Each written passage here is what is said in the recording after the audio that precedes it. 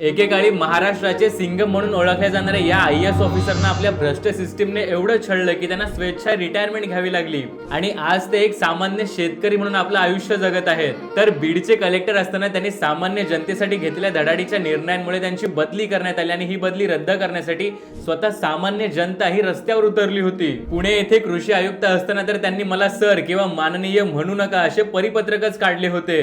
त्यांची काम करण्याची पद्धत एवढी जबरदस्त होती की छत्रपती संभाजीनगरचे विभागीय आयुक्त, बीडचे जिल्हाधिकारी, विक्रीकर सहायुक्त, सिडकोचे प्रशासक अशा अनेक महत्त्वाच्या पदांपर्यंत ते पोहोचले होते. पण पुढे आपल्या सिस्टीम मधला भ्रष्टाचार, सततच्या तडजोडी यांना कंटाळून त्यांनी स्वेच्छानिवृत्ती घेतली आणि रिटायरमेंट नंतर ते आता त्यांच्या गावच्या बांधावर शेती करताना, कधी मार्केटमध्ये सामान खरेदी करताना, अगदी सामान्य माणसाप्रमाणे आयुष्य व्यतीत करताना दिसतात. त्यामुळे सध्या रिटायरमेंट नंतरच्या सेटलमेंटसाठी सत्ताधाऱ्यांपुढे झुकणारे अधिकारी बघितले की आम्हाला सुनील केंद्रेकर सरांसारख्या प्रामाणिक अधिकाऱ्यांची नक्कीच आठवण येते. तर सध्याच्या सरकारी अधिकाऱ्यांची अवस्था आणि सुनील केंद्रेकर सरांचं कार्य तुम्हाला कसं वाटलं मला कमेंट करून नक्की सांगा.